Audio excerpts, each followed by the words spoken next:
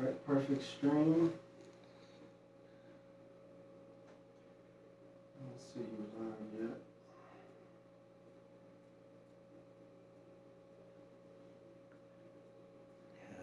I haven't been into social media in a while, man.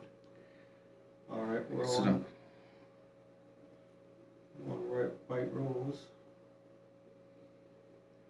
It's not popping up on my page.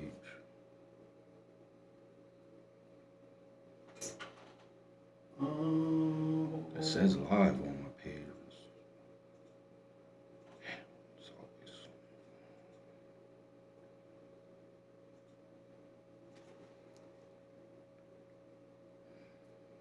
It should be your name. It should be your name for the stream, right? No? Still not on? You want to come take a look at this stream? All up in your name there? See, it says live, but it's not popping up. Oh. Okay, so yeah, that's yeah, we're good. Yeah, I'm good.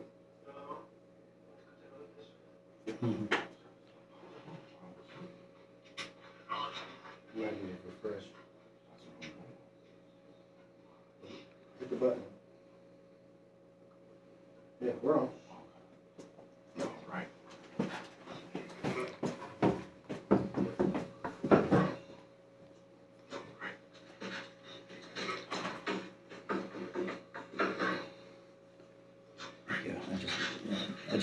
Peace and blessings, family. This is Brother Shareef and Ptah Shakur on the Hour of Power. I will open up with our universal prayer, and Brother Ptah will open up with a few short announcements, and then we'll get into this much anticipated interview with our good friend here and our current leader. In the name of God, the gracious, the merciful, we give him praise and thanks for his mercy and his goodness to the human family. If all the trees upon the earth were pens to write with, and if all the oceans were ink, and then another 7 oceans add to its supply, the writing would still not be enough to explain the glory of God. We praise no other in our time of need, and we confide in no other. We praise no other in our time of need. And even if I lived to be 1,000, it would still not be enough to thank God for his many blessings and gifts. We thank God for the Metsunet, or oracle scriptures and writings that came on the continent of Africa thousands of years before any organized religion. We thank God for Moses in the Torah, Jesus in the Gospel, and Muhammad with the Quran. I greet everyone in words of peace. To my Christian family, praise the Lord. To my Muslim family, assalamu alaikum and Ramadan Mubarak. To my Hebrew Israelite family, shalom. To my Black conscious family, hotep. To my Native American family, halito. To all my people in the streets, what's good to you? It all means peace. Brother Ptah, give your opening announcements, and we'll get into this interview. Absolutely. Grand Rising, everyone who's listening. Just a little housekeeping. All those that can hear us, this is coming out live to the White Rose Community, Channel 16 and Channel 18, as well as streaming on Facebook and TikTok. Peace out, everybody there on TikTok land. So if you would like to call in, the call-in numbers on the bottom of the screen, 717-846-5067. This is the Powerful Hour of Power. It comes on every Wednesday from 8 p.m. to 9 p.m. This is a community program, so we want to hear from you. If you have any type of business exploits or any business entrepreneurial ideas you want to present to the family, we want to hear from our youth. We believe the youth is our future, so we want to hear about their positive accomplishments. We hear too much about how the youth, different things that they're doing that is deconstructive to the community, but we know that there's some feel-good stories out there. So this is a place for diverse conversation. Please call in. We're actually going to be monitoring the comments in the chat as well, so we're going to keep everything respectful, love and light to everyone. And so with that, I'm going to go ahead and kick it to Shareef. He's going to introduce our guest for today. Indeed. Before we get into the meat and potatoes of the interview, I want to say, as everyone knows, 3 or 4 years ago, through the last election, I ran against you. And even though Mr. Bob Wood is the one that encouraged me to run, I appreciate that. he didn't follow the directives of what I said because I was the one running. I made it crystal clear that we weren't going to attack you and we weren't going to attack Commissioner Muldrow. Several times he went against that, and that's why I had to go in a different direction with Mr. Tyson Singletary, who I give a great shout out because he regained some of the integrity. I made it clear to him that I had enough against me to be attacking you or Mr. Muldrow. I didn't have experience. I admit it. I was a black man. I was only the third black man to run for mayor. I ran as an independent. I had some controversy with me. I admit that. I said, I don't need any more obstacles against me. I made it clear not to attack you and not to attack Commissioner Muldrow. And for the most part, I appreciate you ran a clean campaign. You really didn't attack me. A little politics got in there at the end. I appreciate that. And I apologize to you for that. I never had nothing against you, and I certainly don't have nothing against you now. And I wish you well, whatever direction you go. Well, thank you, and I wish you the same. I wish you the same, and I want people to know the kindness and your heart that you reached out to me and said you wanted me and you to sit together to let everybody know that we're not enemies. There's no hate here. You know, we are on the same page trying to make York better. Sometimes people have different ideas of what that looks like, you know, and unfortunately, yeah, politics has devolved in this country into some name calling and stuff. And I'm not talking about anything that happened between them. I'm just talking about in general. Like, it should be that every person steps up and gives their best. And then people decide who is the best of the best, right? And that's how it works. But there's so much tearing down. There's so much negativity. Our brother Michael Muldrow was looking like he was going to be the next candidate for mayor, and he got a tiny taste of it, a small taste of it, and said he's not a person like that. He sees good and love, and so he's going to continue to be our great police commissioner with all his success, and hopefully we can make York a cleaner place mentally by respecting each other and talking about who we are and what we think and what our successes are. Yes, sir. You know, every one of us has negatives. Every one of us has done something and said, oh, I wish I would have never done that. Yes, sir. You know, but that's not who we are. And if I may also step into the realm of spirituality, that's not who God made us. Absolutely. God made us to fall down and get back up. Fall down and get back up. Mm-hmm. But they don't keep track. God doesn't keep track of the falling down. God keeps track of the getting up. That's true. You know, so let's get up. Do it together. And thank you. We all do it together. So yesterday was the deadline to have the signatures or petitions in. Yes. Where does everything stand now? There are two individuals that ended up putting in their petitions, Sandy Walker and me. Okay. So will you be running against You ready her for my in the election? announcement? Yes, this is the Okay. official announcement. This is Everyone- the official. Yeah. The TV stations and newspapers have been calling me, but I have had a very, very busy day, so I didn't get to put my press release together yet. But I am extremely pleased that I can endorse Sandy Walker to be our next mayor of York City. Wow. That is, and I'm so grateful that we could be here. Yes, sir. You know, that we already had this lined up. This isn't this is a kind of a coincidence, you know, that I would get that knowledge today, that it was just Sandy Walker and I. The reason I stepped into the race was because when Commissioner Muldrow stepped out, there was a vacuum. I didn't know who was going to try and step in. And I'm very proud of what we've been able to do in the city, and I was very worried that somebody might come in and shift things too fast, create chaos. Yes, sir. You know, and But that's why I entered the race. But I'm leaving the race because Sandy Walker is an amazing leader. And Sandy Walker and I, if you watch Council, you may have seen her and I fight a little bit, but we never fought about politics. And I called her tonight just to make sure that what I'm saying is absolutely true. We never fought about what York needs.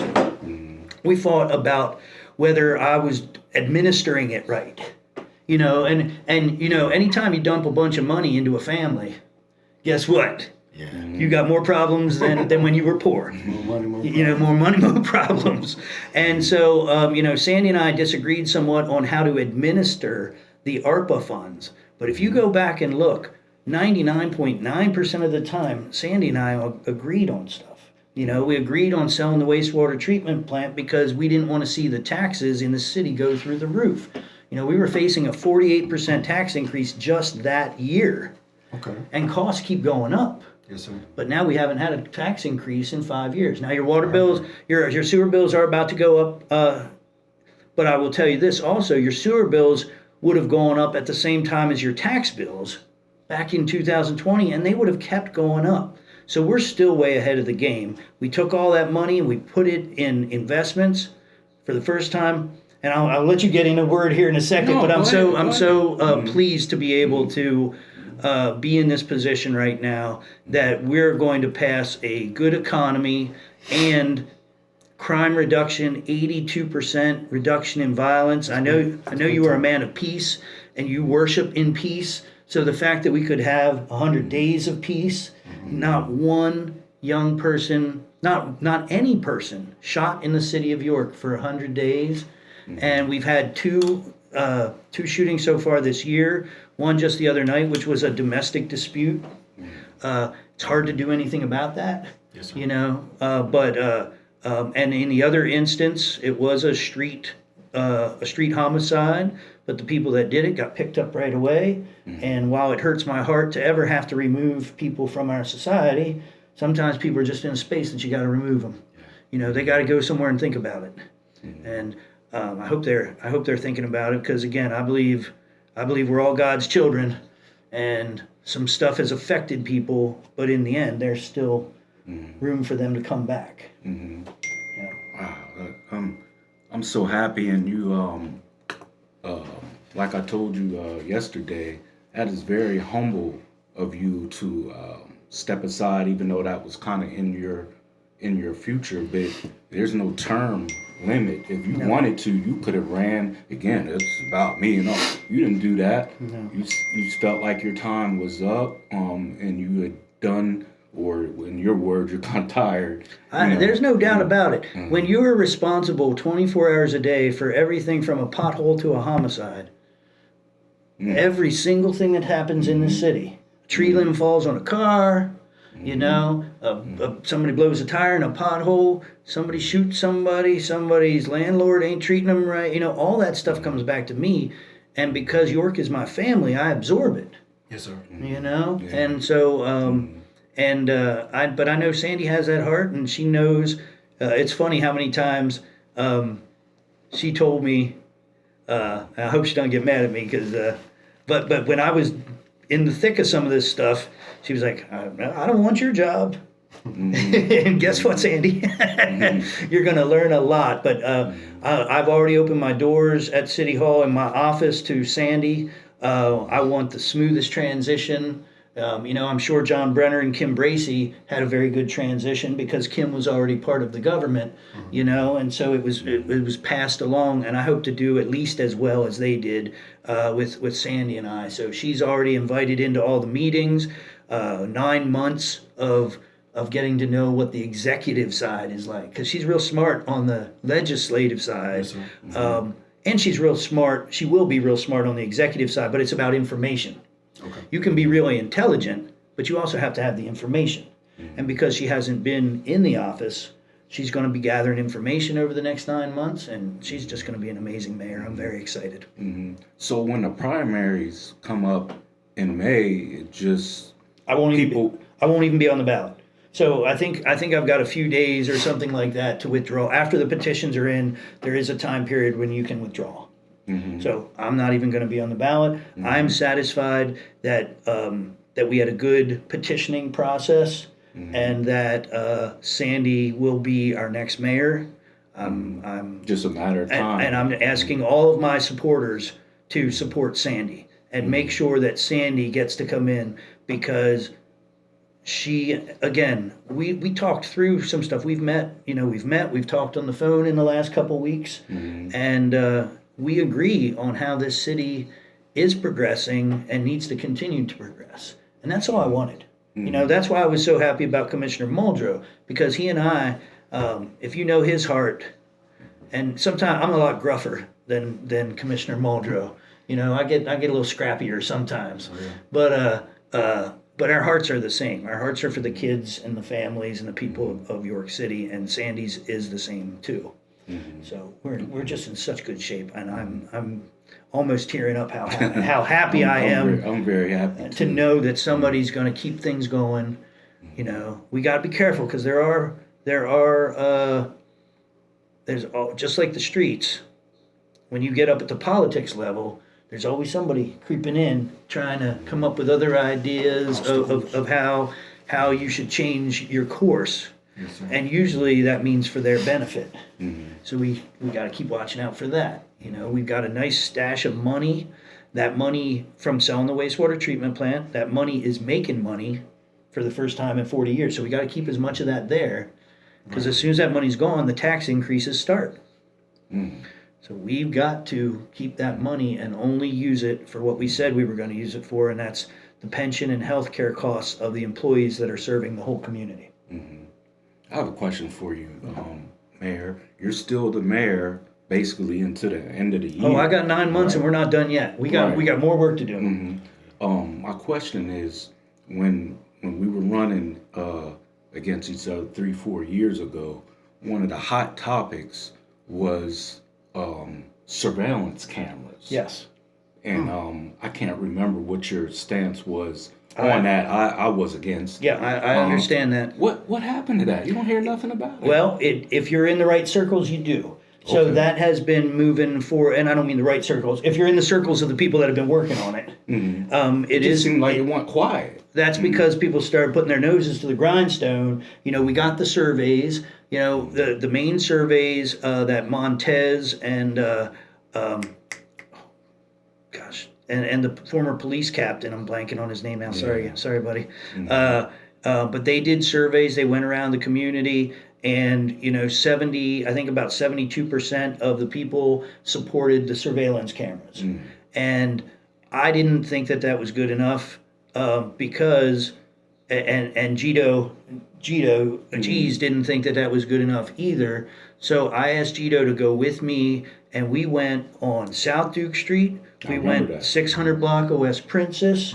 We went out to Parkway, because as we know, the same people that are in the highest victim rate and space, it's also some of those kids in the same neighborhoods that are doing it. Okay. So if you have surveillance cameras, you're going to be protecting the community more, but the kids and nephews and folks like that are also going to be getting caught more. So I asked them, this is what's going to be the result here. And we got I think it was 74% of the people on 600 Princess, on South Duke, that agreed to it. So I felt confident after that it wasn't a skewed survey, because if you just put out a survey, certain people fill out surveys, right? And it ain't the people that are sitting on the porch. Right. Most of the time, Understood. So I went to the porches, and Gito went to the porches, and this is the result that we found. Okay. That even those that are in the highest crime areas, but also that some of their family members might be affected by better enforcement, they overwhelmingly agreed with the camera systems. So right now they're putting together, and actually I was asked yesterday, Aaron Anderson, the pastor, that is with Logos Academy. Okay. He is leading this. Okay. They have a nonprofit called Logos Works. So they have been leading all the research on this, and they're putting together a board of directors right now. Oh, wow. And he asked me, who are the community members that should be on this board of directors. And so if you have ideas, I want to make sure that these are people that represent the community, that might be from the neighborhoods, that, and these cameras are going to be in the neighborhoods and in the downtown. It's everybody's going to be covered. So there's no prejudice about where the cameras are going. Everybody's going to be covered. And Are they similar to the camera systems that you would see right there, like Pine and King Street?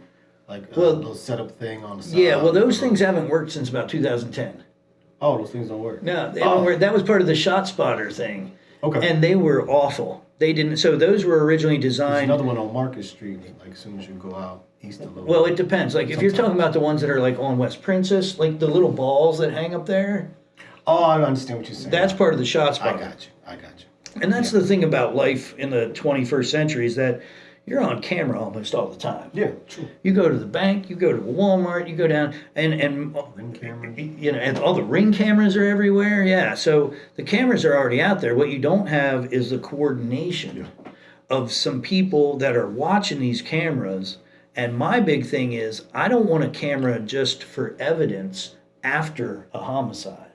I want somebody watching those cameras and saying, "Hey, something sketchy's going down. This might be a time to have a police officer roll by."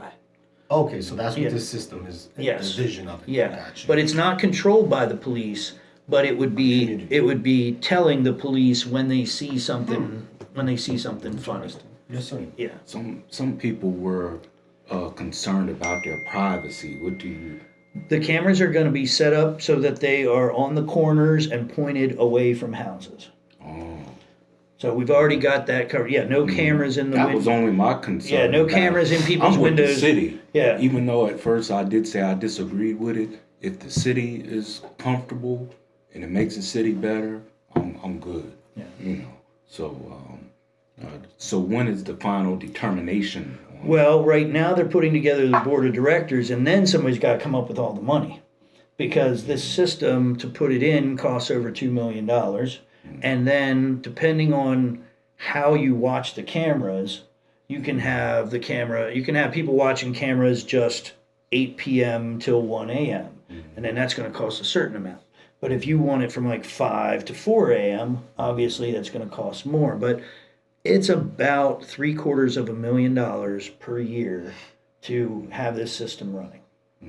So that means you got to hire new people to Well, to monitor we don't. them. Again, this would be a separate nonprofit. I'm very adamant that the government shouldn't control it. I don't want it to be a big brother where the government is watching you. Somebody is going to be watching you, but it won't be the government. It'll be a nonprofit that is separate, that has an oversight board. And again, I want to make sure that oversight board makes sure there's no racism getting into it. There's no people picking favorites. Like, oh, I'm always going to watch the camera at my enemy's house to see if I can catch them doing something. We're not going to be doing anything like that. So yeah, depending on how much you want it to actually work to catch crime before it happens, then it costs a little bit more. If you would just want the cameras out there recording, then crime could still be happening, and you might be able to have now camera footage to catch the person that did it, Right. but by then, the kid over there's dead. Right. I'm trying to do my position, and again, I'm going to be out of office by the time this is all really kicking in, I believe. We're getting close, but the funds aren't there yet, so either this city council or next city council is going to have to decide what this looks like in the city, because even though the city's not going to control it, we have to give them permission to put the cameras on our poles. Gotcha. And that's the one place where the government does have control, is that we can stop this whole thing if we tell them they can't put them on our infrastructure. So, and in case you don't know, Lancaster has had this system for over 15 years. I was getting ready to ask you that. And they have over 2,600 uses of evidence from those cameras per year to help solve crimes. Yes, sir. That's 6 times a day that these things are useful, you know, in trying to reduce crime. And everybody knows Lancaster's crime is way lower than York. I was getting ready to ask you that, even though you said you may be out of office. I go to Baltimore quite often and have some connections down there. What would you say, and what's your expectation when they say, well, we have cameras here and the crime is still off the hook? So what would your expectation be if it's implemented here? I mean, my expectation is that I don't know what they're doing in Baltimore. So as far as the details, again, I think we all know some young people. And again, if you guys don't know, I live at College and Penn. I don't live in some mansion on the hill somewhere. You know, there's crime in my neighborhood. And we all know some kids that went the wrong way. And some of those kids don't care if there's a camera or not. You know, That brazen. They're that brazen, or they're just there. You know, I mean, yesterday I watched a girl just go off and attack another girl right by City Hall. And hopefully she's arrested by now because I got her picture and I gave it to the police. But, you know, the other girl's all bloody and stuff like that right on the street. You know, some people are brazen that they're not thinking about repercussions. You know, they just want to do what they want to do out of their passions at the time. And no camera's going to stop that. You know, that's when we use the cameras to unfortunately separate them from us until they get their heads back together. Yeah. For sure, for sure. Ty, you have any questions? Yeah, I'm gonna jump in. So anybody who's watching, we got quite a few comments. We're gonna try to get to them before the program ends. Right at 8 o'clock, right at 9 o'clock. Excuse me. Started at 8, over at 9. So if you wanted to go ahead and do a comment, you want to call in, the number 717-846-5067. What I wanted to do with you particularly, I want to bring up, I'll give you your flowers in this particular instance. I remember maybe 4 or 5 years ago, I actually put together what's called an Extraordinary Gentleman event there at the Chris Posadic's. And one thing that always impressed me about you, as far as you've always been at these different events when it has to do with community. And one of the things that we were sharing with the youth that were there at the time was the idea about fail early and fail often. And the mentality of how to view failure and don't utilize it for fuel, or utilize and extract the knowledge out of that to move forward. And you popped up and you actually gave a really, really rousing expression of that as well. So I wanted to thank you for that. And at that moment when you got up and you was expressing things to the public that was there, I want to know a little bit about your story. Like, how did you get into politics? Because you seem like a very, very most relatable individual that I've known in that particular realm. So I just wanted to get a little backstory, just real briefly, to understand you a little bit better. What's your backstory? What got you into politics, or what got you interested, and who kind of helped you along your way? Just real briefly. Well, I guess the place to start, so I was just, I think most people know my trouble side, you know. So I got out of high school. I was an overachiever when I was a kid, and I got real bored real fast. Yeah, that happens to. You know, I started going to college when I was 13 years old. Okay. And going to high school at the same time, and I just got really bored. I fell into the same thing that a lot of these kids fall into, and this is something on our young ladies. Young ladies, do not encourage young men to do bad things. Yeah. Do not reward them, because I guarantee you, I was a nerd. I didn't get any attention. Once I started hanging out with what we used to call the druggies, right, then all of a sudden girls cared. Right. If I had a little something to share with them, right, all of a sudden I became more popular. Right. Young ladies, do not reward young men for their bad behavior. Yes. And so erodes the community. Yeah. Yeah, and so again, fail often, fail early, fail often. That is part of life, and that was my opening statement. When you fall down, that's not what you're supposed to be remembered for. It's how you get up. You know, so that got me. So I'm doing super good in school, but I'm also being a druggie So what they used to call is a druggie and a brain. Yes, sir. Right? And but then I went into the hippie side of things, and I got into drugs and got caught with my felonies when I was 20 years old, offering to give a ride to a drug dealer. And I don't say that because, I mean, I admit that I wasn't squeaky clean, but that thing that I got caught for Yeah. wasn't like a real thing, you know? Gotcha. And it was offering. It affects a lot of people. No. Yeah. Conspiracy. Watch who you hang out with. Yeah. Think Watch about this. who are you hanging out with? Yes. Because, and especially like in my community, we didn't do guns. You know, if somebody did something bad to somebody, or if somebody ripped somebody off, you told everybody, and then they were shunned from the community. Yes, sir. In the city, people do things that end up hurting themselves. You know, there's 2 victims to every shooting. Right. You know, there's the person that shot and the person that you gave your life away because of your passionate action. Yes, sir. Or your revenge or whatever. You know, you felt you got treated away and this is how you had to be a man or whatever, you know. But I didn't, so anyhow, I got into all that stuff. But I was a traveler. I traveled around. My dad passed away when I was 30. I traveled around the country to figure out what I should be. Yes, sir. I lived on the Navajo reservation for a short time. I worked in the national park system. I did all this stuff, but it all led me back to York. I started cleaning up the creek because I just was passionate about nature and the Cadorus Creek. Yes, sir. And then some people, some names that you might know, like Governor Tom Wolfe and Louis Appel, although they started noting, they were like, who's the long-haired kid with getting all the people to clean up the creek? And then they started investing in me. And once they started investing in me, and I started thinking, oh, I better be better because now people are invested in me. So parents and everybody else listen to that because that's a lesson.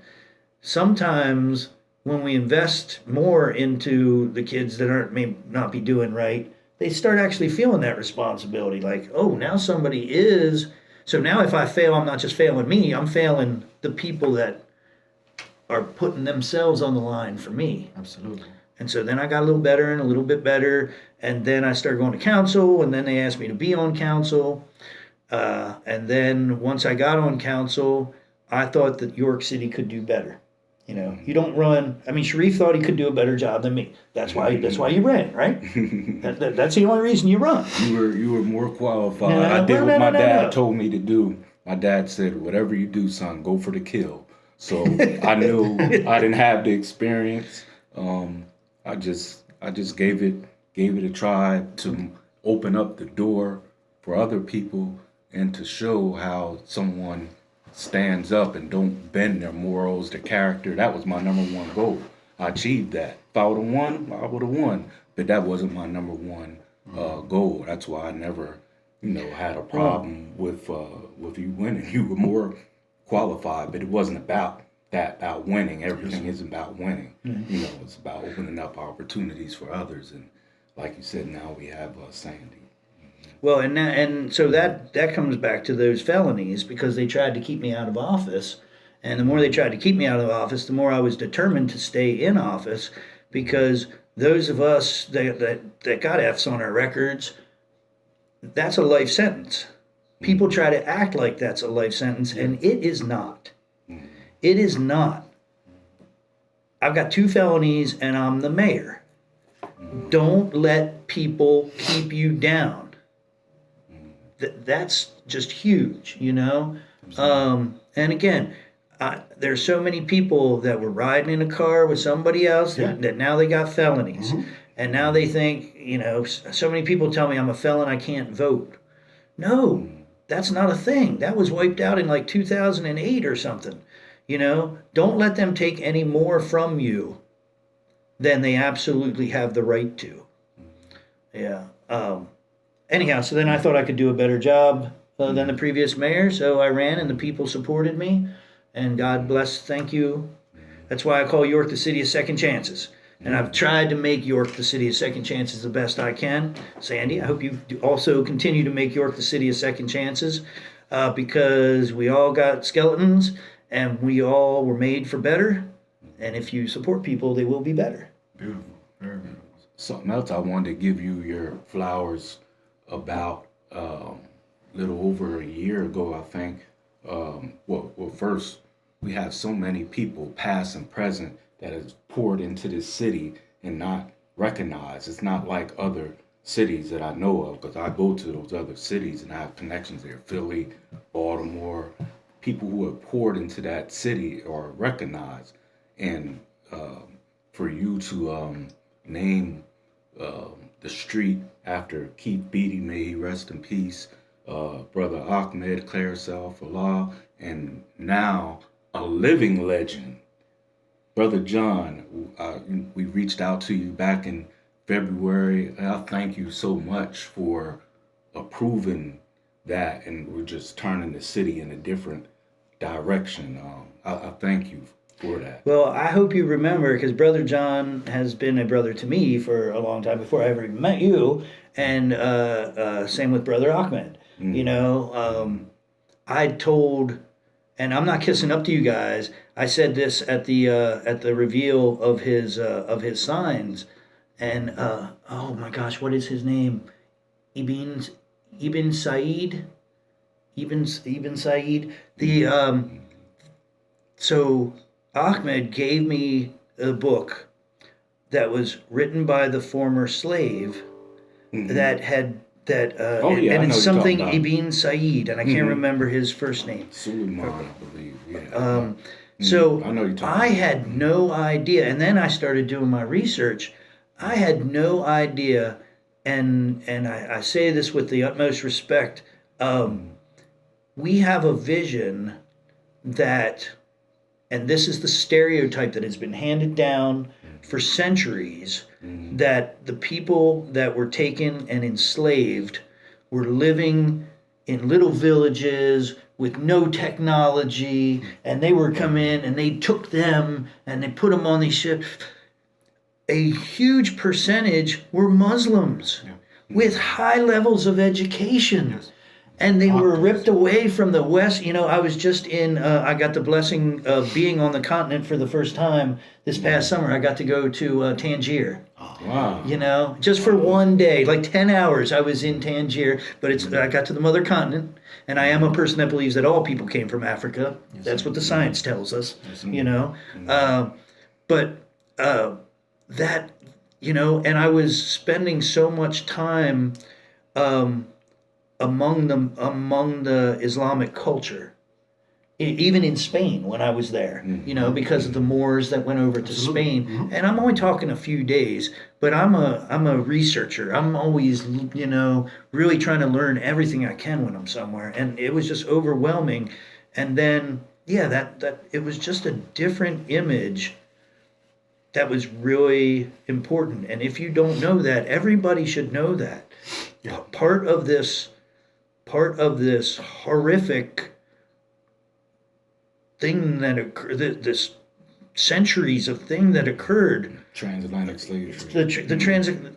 People don't understand that, or they got one image. They need to understand a lot of images about what was happening there. Yes, sir. Because it wasn't just one group from the dark jungle somewhere. It was people being taken, you know. I don't, it's hard for me as a historian, and I want to be as respectful, you know, it's hard for me sometimes to talk about this stuff that is so horrible, particularly to African Americans, you know. Yes, sir. But I just want to give respect to Ahmed, because he's the one that shared that information that changed a complete image of me. And Brother John is, to get back to Brother John, he's just been the kindest to me ever. And even when he was supporting you in your race, he was always my brother. You know, he always treated me the same. He was like, you know, I'm supporting Shareef, but you know, we're still us. So I'm happy, Brother John, I love you, and I'm happy to emphasize the love that came out of the store down there in Parkway, and out of his heart, but through the store and in that space. So we will be dedicating that block to him coming up in the next couple months. Yeah, May 26th to be exact. Okay, May 26th. Did you get a chance to know Mr. Keith Beatty? I never knew him. No. He was a No, that was wonderful man. actually I asked president of council at Queen of Washington because I did not know him. Mhm. I said, "Is this something that we should do?" And she said, "You didn't get a chance to know him, but he gave so much to so many people, and Especially the youth. and on and on her word." That's when I said, "Okay, that's." That's all I need to know because again, even though my roots go back in the city, and my family comes from the city, and I returned to the city in 2001. So there was that whole. I didn't grow up in the 80s and 90s here, so I did not know some of the people that were so valuable to our community. Yeah, that definitely was a great move. He gave so much and gave, like you used the word hope earlier, he gave so many youth hope. I mean, I even had a job there. I had another main job, but back at that time I needed a second job, and I used to transport the children from Hanover to York. And he gave me that opportunity. So, and many others, job-wise, you know, he just is a wonderful man. And again, I give you your flowers for him, Brother Ahmed, but a proven Brother John, a living legend, because too many times, and when I went to city council, I said too many times we give the flowers, you know, to someone who was gone. It's really not for them, it's for their family because they can't benefit from it. But for you doing that for Brother John, a living legend, I appreciate you immensely for that. Yeah, well, we tried to do that with the keys to the city, you know, but then recently it was Commissioner Muldrow that really impressed that upon me with former police chief Hose. Okay. He was a police chief here in the city, and a very kind-hearted. I don't know of any of the experiences that people might have had, but from everything I hear, he was just really a kind and thoughtful person and police chief.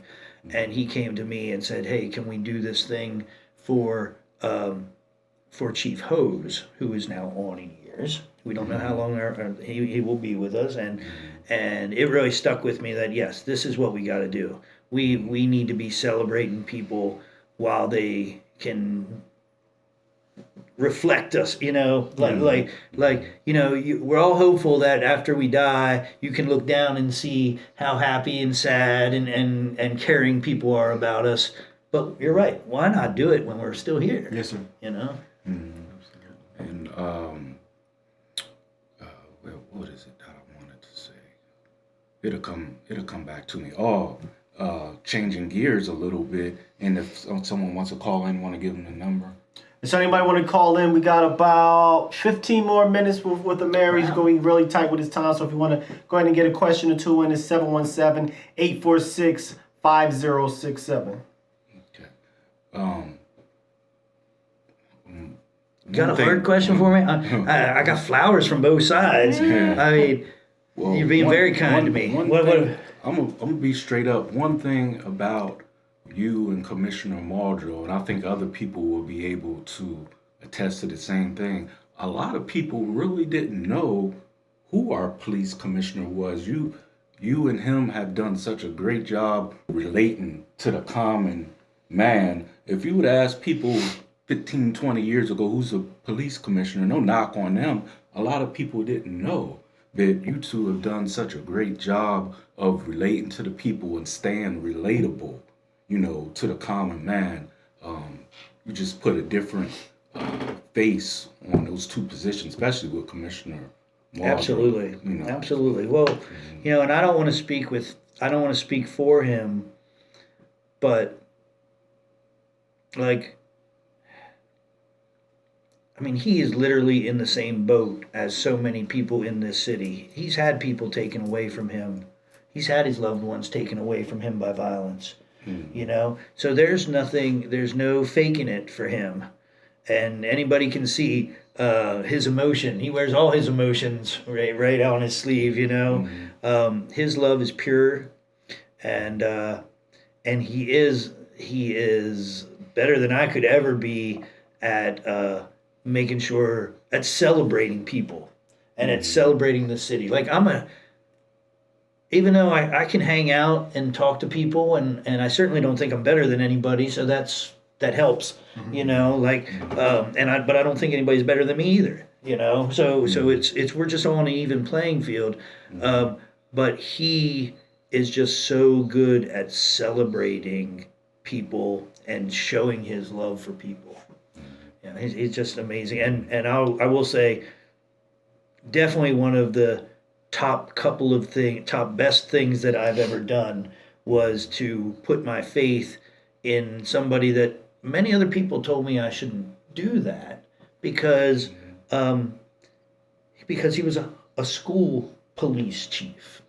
He hadn't run a city police department. Understood. You know, Right. so people from that world were telling me, you can't do that, and I was like, now wait a minute. My problem is young people killing each other. And I've got a guy who knows those young people when they were in school. And he knows their parents and he knows their grandparents. And, you know, this guy seems like again. And his grandmom touched so many people. Oh my God. That's a whole nother conversation. You can find 100 people to run a business or a department or something like that. You can't find too many to bring love and trust between a community and a police department. And it shows in the fact that fewer people are doing wrong. And when somebody does do wrong, people come to us and actually give us the information, because cops can't solve crime. Only community can solve crime. So if you want your city to be better, you've got to connect. You know, you've got to have good people. One of the things that he has been able to do, like, he makes me look so good when I go hang out with other mayors, because they're all having trouble recruiting cops. We don't have that problem.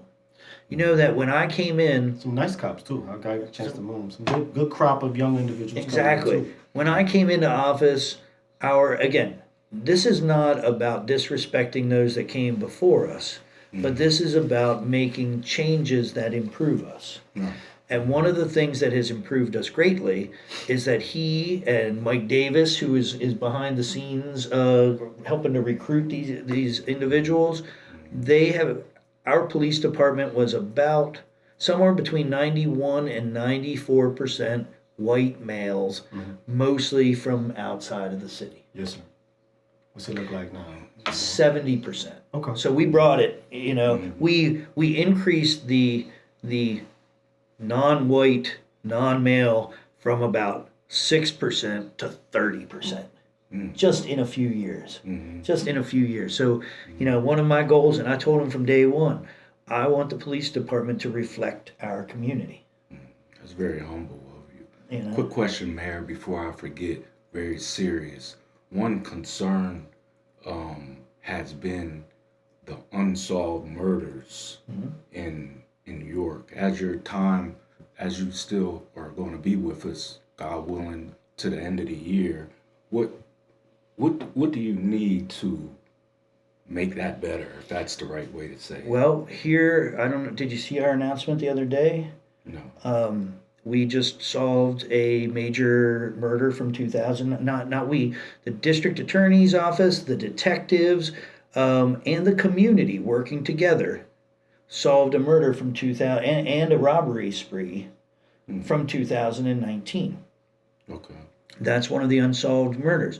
There's a thing called a grand jury right now that the district attorney has convened, and they are looking through all of the old cold cases. That's what it's called, cold cases. And they are trying to gather information. And the other day we had a press conference, and I'll do the same thing today. I will ask you, murder cases, they don't ever go away. They don't have a Time limit. yeah, they don't have a time limit. What's that called?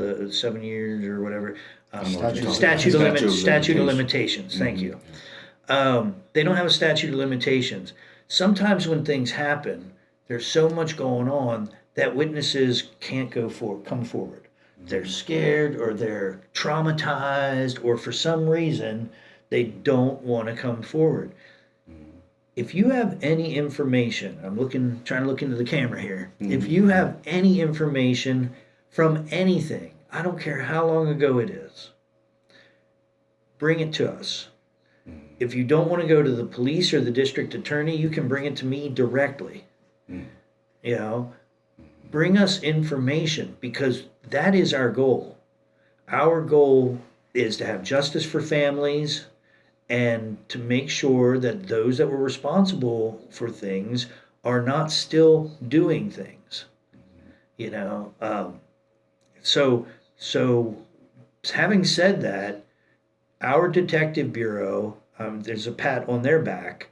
They have one of the highest, or they are consistently above the national average for closure rates. Okay. So like 2 years ago, the national closure rate's like 57. That means that somebody has been identified, caught, and prosecuted.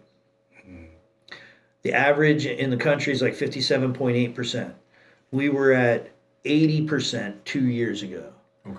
Last year, I think we were only at 60%, but we're still working on a few of those cases. Knock on wood, this year we've only had one homicide, and it was solved, I think, within 48 hours. So we're at 100% this year. And the more peaceful our city is, the less that the detectives and the district attorney have to work on new crimes, the more time they have to work on the old stuff. Yeah.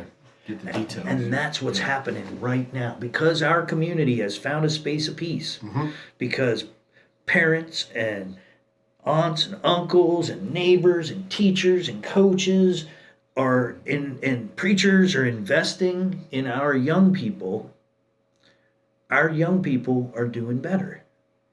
And that gives the opportunity for us, you know, because even though I'm the mayor, I am in charge of the police department. You know, it gives an opportunity for us to look at some of that stuff that happened before and try to bring justice to those families. Okay, so Yeah, I just had a real quick question because you were speaking about, I think some people that I speak to in this city kind of can understand, like you said, there's some bad actors that are that when you're in politics, you know, they're kind of around, so to speak, or there's some type of mentality of individuals who don't want to see change, shall I say. But question is, we had a previous police commissioner, I believe his name was Maurice, that actually came up from Baltimore for a Mo period of Robinson. time. Mo Robinson. I actually met him, like I said, at the Christmas There's a wonderful mural on him on the side of the wall. Is there anything you can speak to as far as with his like abrupt? I know it's something that we in the community we're looking to really support, like we are looking to support with Sandy. But with that particular instance, with that gentleman, he came into the community, he was invested in the community, and he just had a quick kind of exit out of the community. So individuals, as rumor kind of bubbling within the city, is those type of things. Yeah. There's like rumors going on. Can you speak to that at all? I cannot. Oh, okay. I cannot. Sometimes when people leave your employment, you have to sign agreements. Does it matter that just went off? No. Okay. That's my personal. Okay. Sometimes when people leave your employment, you have to sign a non-disclosure agreement. Yes, sir. And that's what we had to do there. So I know the community wants answers. All I can tell you is that him being here in York helped me bring Commissioner Muldrow in. So while he was here for a short period of time, Had a little impact. that put me in the position to get what I wanted. Because believe it or not, Commissioner Muldrow was my choice before Commissioner Robinson was suggested to me. Okay.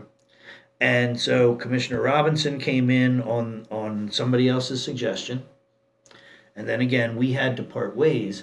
But there are certain doors that opened up that allowed me then to bring in Commissioner Muldrow. Understood. So I wish I could say more. But You know, in any kind of business, in any kind of management, sometimes things don't work out. Yes, sir. Understood. And it's not about hate. It's not about anything else. It's not about anything that somebody might have a conspiracy about. Yeah, that's what I was about to say. Yeah, there's no conspiracy. Just sometimes things don't work out. Yes, sir. Yeah. And going back to the murders, so closing the cases. So basically, you just need participation from the community to close more. Because I know a couple of years ago, some vicious things happened. And New York is so small. You got big families. People should know some stuff. And someone's got to know something. You know. This case that we just closed that indicted 3 individuals for homicide, attempted homicide, a string of robberies.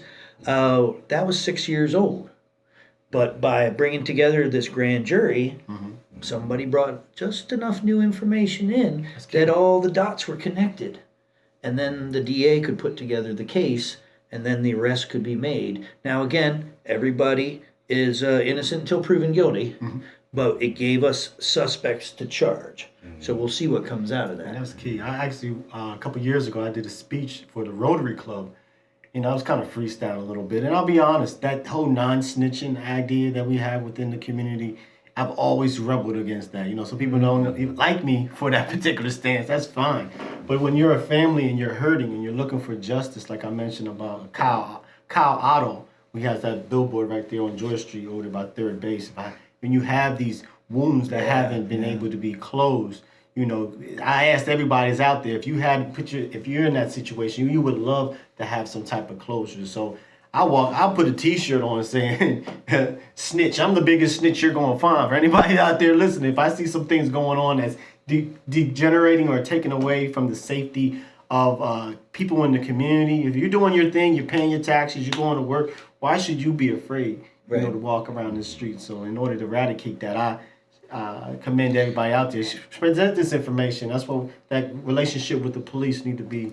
And I'm glad that it's improved. And there's another part of that. You know, you might have a son or somebody that's doing stuff wrong. If you don't put them in check early, if you don't call on their failure early, they're going to fail harder, and then you don't have a son anymore. Yeah. Then your son is in for life, or your son is in a grave. It's 2 losses. You know, yeah. Well, it's just said earlier. Every shooting, every homicide, there's at least 2 victims.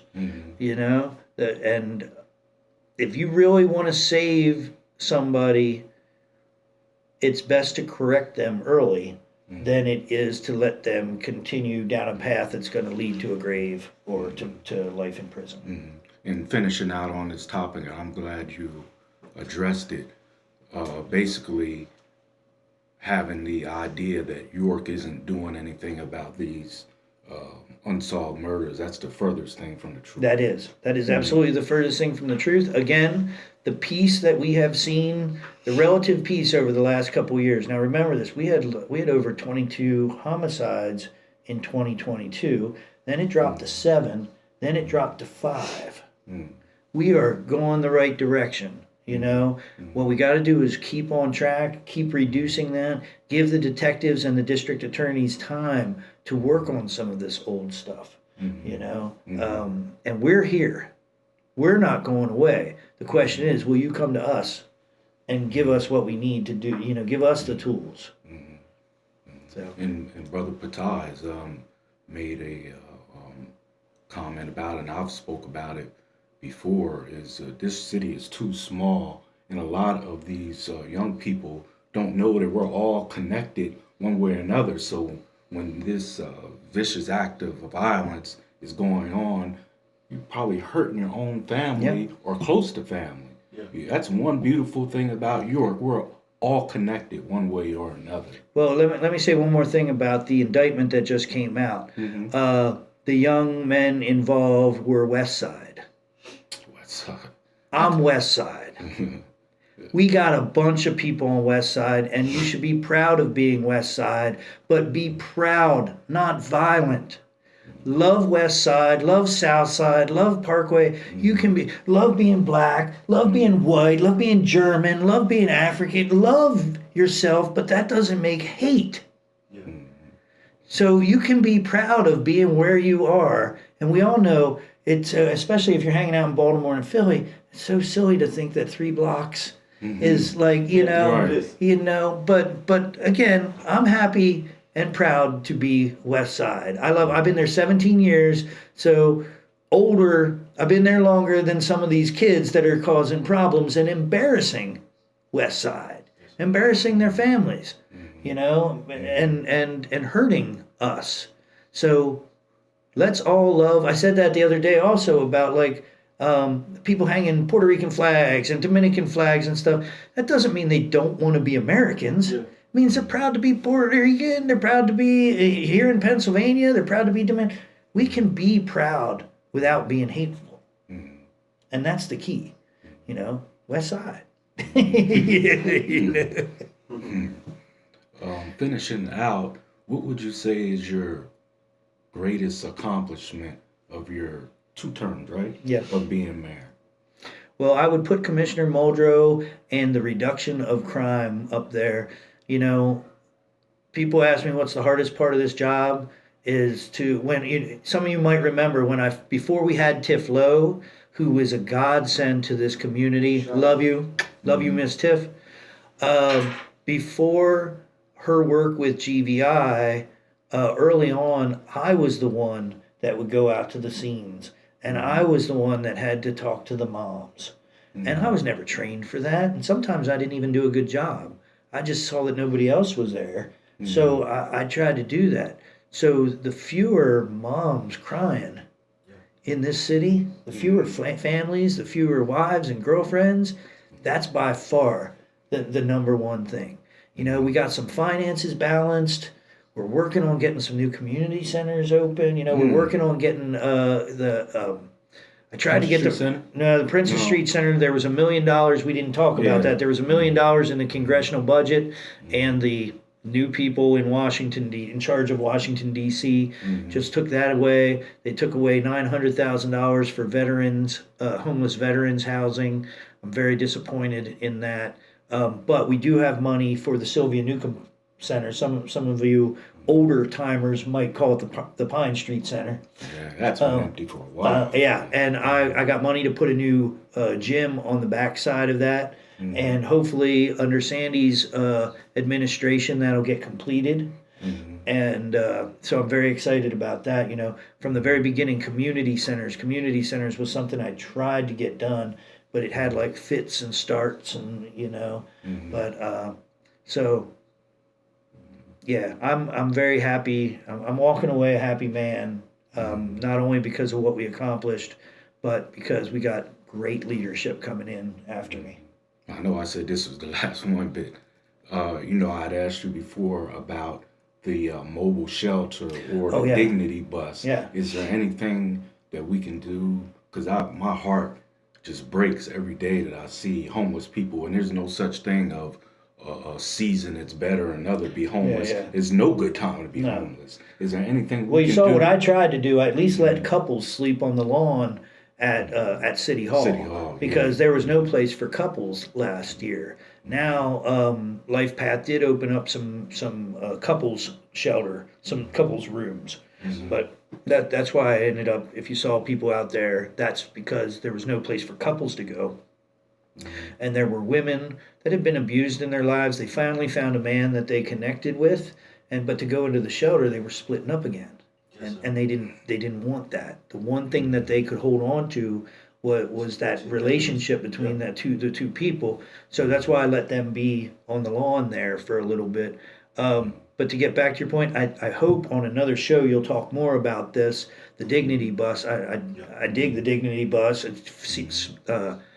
You can put 20 people in a bus, Showers with a shower in the back. Mm-hmm. But I wish that would have been around. I wish I would have heard more about that when we actually had money, because now the money is gone. I don't know what Washington D.C. is going to do about even the small amounts.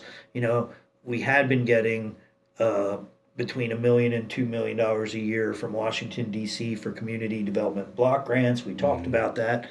I don't know how long that's going to go on, but I'm absolutely happy to look at it. But I don't know that there's any funding left in the city We had our, after COVID, they gave us a good chunk of money. We tried to give it to as many spaces. That's how we're fixing the Sylvia Newcomb Center. That's how we're trying to work with Life Path on a new shelter over there.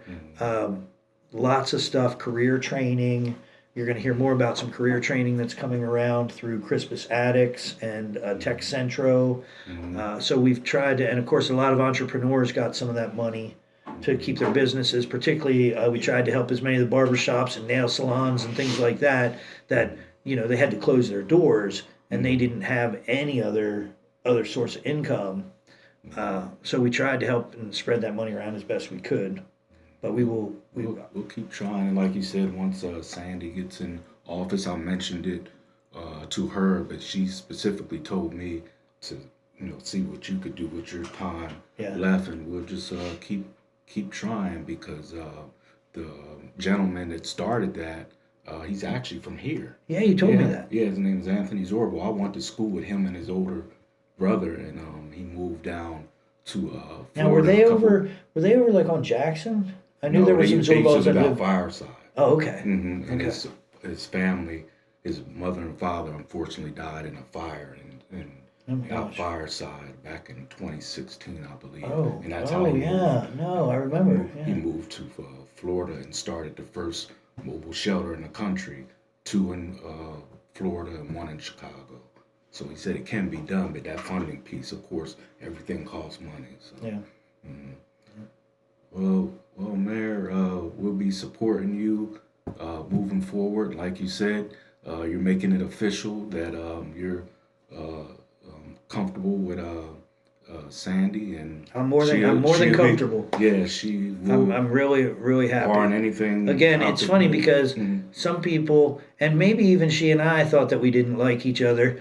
I hope not too much, but it was all about when you get into the ring, you got to be able to not take any emotions out of the ring. It's just like boxing, and that's how it is. Yeah. And but when we actually sat down and looked at it, there was almost nothing that we really disagreed on. It was a legislative representatives questioning how the executive is functioning. And that's part of our government system.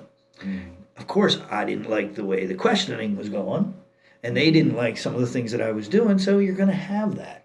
You're going to have that in any relationship. No one's going to agree on everything. Yeah. Husband and wife don't agree with everything, and they lay together, eat together, do everything together. They don't agree on everything. So, But believe it or not, and I said again, I talked with Sandy today, I think we agreed on like almost everything, especially when it came to the votes.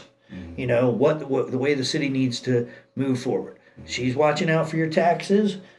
She wants to keep the crime rate down. Obviously, who doesn't? She wants the community centers. She wants to help take care. I mean, she lives to help the homeless veterans. So we are all on the same her page. dad stood for that. Yeah. Bless his soul. Yeah, we're all on the same page, and we're just going to write another chapter. What do you think her biggest? I keep saying we're going to finish. Is this your last thing? Are you sure, Shareef? All right, this is my last one. What do you think her biggest challenge will be walking into office technically next year? What do you think her biggest challenge would be? The biggest challenge every year is money. So we have not raised the taxes. As a matter of fact, Mayor Bracy, through maneuvering some of our debts around, Mayor Bracy was able to reduce the taxes a little bit before she left office. I looked to see if I could do it when I came into office, but as I looked to the future, I said, wait a minute, if I reduce them today, I'm just going to have to raise them twice as much tomorrow. So that doesn't make sense. It'll just, it'll look like it helps for a day, but it's going to hurt more down the road.